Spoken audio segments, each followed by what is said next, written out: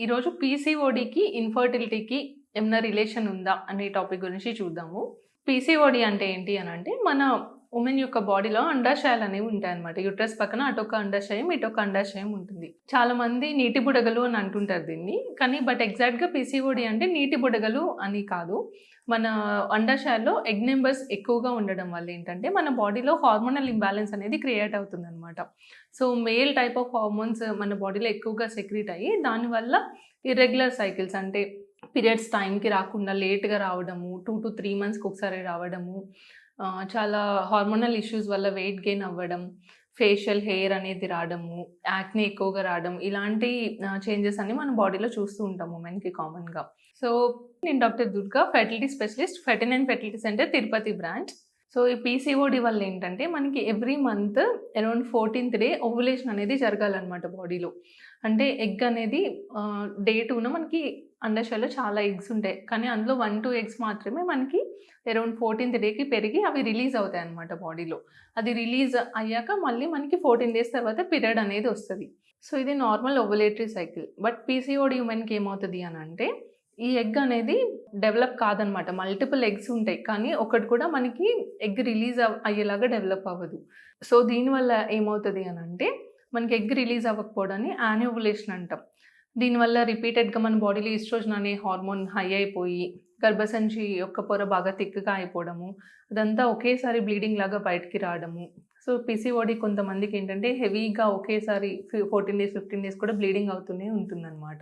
So, ఇలాంటి problems అన్నీ మనం పీసీఓడిలో చూస్తాము. సో, డెఫినెట్‌గా ఏంటంటే పీసీఓడి వల్ల ఇన్‌ఫర్టిలిటీ ఇష్యూస్ అనేవి వస్తాయన్నమాట. ఎందుకంటే ఎగ్ టైంకి రిలీజ్ అవ్వట్లేదు కాబట్టి, మనకు ఓవ్యులేషన్ టైంలో ఎగ్, స్పెర్మ్ కలిస్తేనే ప్రెగ్నెన్సీ ఛాన్సెస్ అనేవి ఎక్కువగా ఉంటాయి. పీసీఓడిలో ఎగ్ టైంకి రిలీజ్ అవ్వదు కాబట్టి ప్రెగ్నెన్సీ అనేది డిలే అవుతూ ఉంటుంది. సో, మీకు గనుక పీసీఓడి ఉన్నా, ఇర్రెగ్యులర్ సైకిల్స్ ఉన్నా, మీ ఫెర్టిలిటీ ఎక్స్‌పర్ట్‌ని కన్సల్ట్ చేయండి.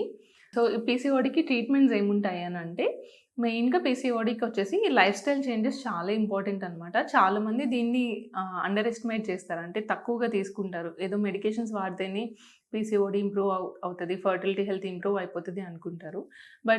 మెయిన్ ఇంపార్టెంట్‌గా తీసుకోవాల్సింది లైఫ్ స్టైల్ చేంజెస్ అనమాట. అంటే రెగ్యులర్‌గా ఎక్సర్సైజ్ చేయడము.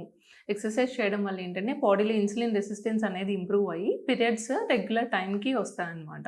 అండ్ హెల్తీ డైట్స్ తీసుకోవడం, జంక్ ఫుడ్స్ అవాయిడ్ చేయడము, హెల్తీ వైటమిన్స్ కానీ, యాంటీ ఆక్సిడెంట్ రిచ్ ఉన్న ఫుడ్ తీసుకోవడం అనేది కూడా చాలా ఇంపార్టెంట్. దీంతో పాటు కొన్ని సప్లిమెంట్స్ అనేవి ఉంటాయి. మయోఇనెసిటోల్ అనే టాబ్లెట్స్, కొంతమందికి అవసరమైతే మెట్ఫార్మిన్ అనే టాబ్లెట్ కూడా మీ డాక్టర్ చూసి మీకు అవసరమైతే ప్రిస్క్రైబ్ చేస్తారు. సో, డైట్, ఎక్సర్సైజ్‌తో పాటు ఈ సప్లిమెంట్స్ కూడా తీసుకోవడం అనేది పీసీఓడిలో హెల్ప్ అవుతది. అండ్ దీంతో పాటు ప్రెగ్నెన్సీ ప్లాన్ చేసేటప్పుడు ఏంటంటే, మనకి పీసీఓడిలో మెయిన్‌గా ఎగ్ డెవలప్ అవ్వడానికి ప్రాబ్లమ్ ఉంటది. సో, మనం టాబ్లెట్స్ ఒక 5 డేస్ ఎగ్ డెవలప్ అవ్వడానికి tablets, if needed 1 or 2 injections ఇచ్చి ఎగ్ అనేది బాడీలో గ్రోత్ అయ్యేలాగా చేస్తామన్నమాట. దీన్ని మనం ఓవ్యులేషన్ ఇండక్షన్ అని అంటాము. సో, ఎగ్ కరెక్ట్ సైజ్‌కి డెవలప్ అయినప్పుడు అది రిలీజ్ అవ్వడానికి ట్రిగ్గర్ ఇంజెక్షన్ అనేది తీసుకొని, సో, ఈ టాబ్లెట్ మెథడ్‌లో ట్రై చేస్తే మనకి ప్రెగ్నెన్సీ ఛాన్సెస్ అనేవి ఎన్హాన్స్ అవుతాయన్నమాట. ప్రొవైడెడ్ మనకి అదర్ ప్రాబ్లమ్స్ ఏం లేవు. ఓన్లీ పీసీఓడి వల్లనే ప్రెగ్నెన్సీ డిలే అవుతుంది అని అంటే కనుక ఈ టాబ్లెట్ మెథడ్‌లో ట్రై చేస్తే కూడా మనకి ఫెర్టిలిటీ ఛాన్సెస్ అనేవి ఎన్హాన్స్ అవుతాయి. కొంతమందికి ఏంటంటే సివియర్ రెసిస్టెంట్ పీసీఓడి అనేది ఉంటది. అంటే రిపీటెడ్‌గా ఎన్ని సార్లు ఈ టాబ్లెట్ మెథడ్‌లో వాడిన ప్రెగ్నెన్సీ రావట్లేదు. ఈ రెసిస్టెంట్ పీసీఓడి ఉన్న వాళ్ళకి ఏంటంటే ఎగ్ షెల్ కూడా చాలా థిక్‌గా ఉండి స్పెర్మ్ పెనెట్రేట్ అవ్వడానికి కూడా ప్రాబ్లమ్ ఉంటదనమాట.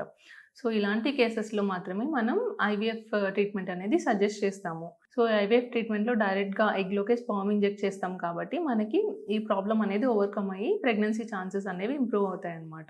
సో, అకార్డింగ్‌గా మీరు గనుక పీసీఓడి ఉండి ఫెర్టిలిటీకి ప్లాన్ చేస్తున్నట్టయితే ఫెర్టిలిటీ ఎక్స్‌పర్ట్‌ని మీట్ అవ్వండి. సో, దాన్ని బట్టి మీకు ఏ ట్రీట్మెంట్ ఇంపార్టెంట్, అదర్ ప్రాబ్లమ్స్ ఏమైనా ఉన్నాయా లేదా అని ఓవరాల్ ఫెర్టిలిటీ హెల్త్ అంతా అసెస్ చేసి మీకు ట్రీట్మెంట్ అనేది సజెస్ట్ చేస్తారు. ఫెర్టిలిటీ సెంటర్‌కి వస్తే ఓన్లీ ఐయూఐ, ఐవీఎఫ్ ఈ 2 ట్రీట్మెంట్సే ఉంటాయా? లేదంటే వేరే ఏమైనా ట్రీట్మెంట్స్ కూడా ఉన్నాయా? అనే టాపిక్ గురించి ఈరోజు చూద్దాం. సో, కామన్‌గా కపుల్స్ వచ్చినప్పుడు మన ఫెర్టిలిటీ సెంటర్‌ని విజిట్ అయినప్పుడు వాళ్ళ ఓవరాల్ ఫెర్టిలిటీ హెల్త్ అనేది మనం అసెస్ చేస్తామనమాట. వుమెన్‌కొచ్చేసి బేసిక్‌గా స్కాన్ చేసి వాళ్ళ గర్భసంచి అనేది ఎట్లా ఉంది, అండాశయాల్లో ఎగ్ నంబర్స్ కరెక్ట్‌గా ఉన్నాయా లేదా అనేది చూసుకుంటాం. అండ్ ఏదైనా ప్రాబ్లమ్స్ ఉన్నాయా, ట్యూబ్స్‌లో వాటర్ ఉండడం కానీ అలాంటి ప్రాబ్లమ్స్ ఏమైనా ఉన్నాయా అనేది కంప్లీట్‌గా స్కాన్‌లో అనేది మనం అసెస్ చేస్తామనమాట. అండ్ ఉమెన్‌కొచ్చేసి ఒక బేసిక్ బ్లడ్ టెస్ట్స్ అనేవి చేస్తాము. అంటే ఏఎంహెచ్ అనే బ్లడ్ టెస్ట్, ఎగ్ రిజర్వ్ ఎంతుందో చెప్పే టెస్ట్ ఒకటి. అండ్ హార్మోన్స్, ఈ థైరాయిడ్, ప్రొలాక్టిన్ అనే హార్మోన్స్ అనేవి నార్మల్ రేంజ్‌లో ఉండడం చాలా ఇంపార్టెంట్ ప్రెగ్నెన్సీ ప్లానింగ్ ముందు. సో, ఈ థైరాయిడ్, ప్రొలాక్టిన్ అనే హార్మోన్స్ చెక్ చేస్తాము. And basic viral markers, sugar ఎలా ఉంది. సో, ఇలాంటి బేసిక్ బ్లడ్ టెస్ట్ అన్నీ ఉమెన్‌కి చేస్తామనమాట. అండ్ మేల్స్‌కొచ్చేసి ఒక బేసిక్ స్పెర్మ్ టెస్ట్. స్పెర్మ్ టెస్ట్‌లో స్పెర్మ్ కౌంట్ ఎలా ఉంది, కదలే కణాల కౌంట్ ఎలా ఉంది, అండ్ ఏదైనా స్పెర్మ్ మార్ఫాలజీ అంటే చూడ్డానికి నార్మల్‌గా ఉన్న స్పెర్మ్స్ ఉన్నాయా లేదా అనేది మనం ఈ సెమెన్ అనాలిసిస్‌లో చెక్ చేస్తామనమాట. సో, బేసిక్‌గా ఒక కపుల్ విజిట్ అయ్యారంటే ఫస్ట్ వాళ్ళకున్న ప్రాబ్లమ్ అనేది మనం ఎవాల్యుయేట్ చేస్తాం. దాన్ని బట్టి మనం ట్రీట్మెంట్ అనేది సజెస్ట్ చేయడం జరుగుతది. సో, ఓన్లీ ఐయుఐ, ఐవీఎఫ్ అట్లా కాకుండా కొంతమందికేంటంటే ట్యూబల్ బ్లాక్ ఉండొచ్చు. మైల్డ్ ట్యూబల్ బ్లాక్స్‌లో మనం ఏంటంటే హిస్టోలాప్రోస్కోపీ అనేది ఉంటదనమాట. హిస్టోలాప్రోస్కోపీ అంటే ఏంటంటే అది ఒక ఆపరేషన్. అబ్డామిన్ నుంచి చిన్న పోర్ట్స్ ఏసి చిన్న 2 సెంటీమీటర్స్ ఇన్సిజన్‌తో మనం లోపల యూటరస్ ఎలా ఉంది, ఏదైనా అండాశయంలో సిస్ట్‌లు ఉన్నాయా అంటే ఆ సిస్ట్ రిమూవ్ చేయడం కానీ, అండ్ హిస్టోస్కోపీ అంటే చిన్న కెమెరా ప్రొసీజర్ ద్వారా మనం యూటరస్‌లోకి ఒక కెమెరా పంపించి లోపల ఎలా ఉంది అనేది చూసుకుంటాము. ఇన్‌కేస్ ట్యూబల్ బ్లాక్ ఉన్న వాళ్ళకైతే హిస్టోస్కోపీ ద్వారా కాన్యులేషన్ అనేది చేసి ట్యూబల్ బ్లాక్స్ కూడా క్లియర్ చేయొచ్చనమాట. సో, ఇంకా అండాశయాల్లో కొంతమందికి ఎండోమెట్రియోటిక్ సిస్ట్ అంటాము. ఇలా ఎండోమెట్రియోటిక్ సిస్ట్ ఉన్న వాళ్ళకి పెద్ద సైజ్ సిస్ట్ ఉన్నట్లయితే ఆ సిస్ట్ కోసం ఆపరేషన్ చేయాల్సుంటుంది. సో, ఇలాంటి ట్రీట్మెంట్స్ చేశాకేంటంటే న్యాచురల్ కన్సెప్షన్ ఛాన్సెస్ కూడా ఇంక్రీజ్ అవుతాయన్నమాట. సో, వాళ్ళకున్న ప్రాబ్లమ్ బట్టి మనం ఇలాంటి సర్జరీస్ కానీ, ఈ ఎండోమెట్రియోసిస్ ఉంటే ఆ సిస్ట్ రిమూవల్ కానీ సజెస్ట్ చేయడం జరుగుతది. సో, ఓన్లీ ఐయుఐ, ఐవీఎఫ్ అనే కాదండి. ఫర్టిలిటీ ట్రీట్మెంట్ అనేది మీకున్న ప్రాబ్లమ్ బట్టి ఉంటది. ఇన్‌కేస్ మేల్స్‌కి గనక కౌంట్ తక్కువ ఉండడము, అలాంటి ప్రాబ్లమ్స్ ఏమైనా ఉన్నాయంటే దాన్ని బట్టి మనం ట్రీట్మెంట్ అనేది సజెస్ట్ చేస్తాం. బాగా లో కౌంట్స్ లెస్ థాన్ 8 మిలియన్స్ అలా లెస్ దెన్ 5-8 మిలియన్స్ ఉంది కౌంట్. మార్ఫాలజీ కూడా పూర్‌గా ఉంది అన్న వాళ్ళకి మనకి న్యాచురల్‌గా కానీ, ఐయుఐ మెథడ్స్‌లో కానీ సక్సెస్ తక్కువ ఉంటదనమాట. సో, సివియర్ మేల్ ఫ్యాక్టర్ ఇన్‌ఫర్టిలిటీలో మనం ఐవీఎఫ్ అనే ఆప్షన్ సజెస్ట్ చేస్తూ ఉంటాం. So, hope this video is helpful to you. Thank you.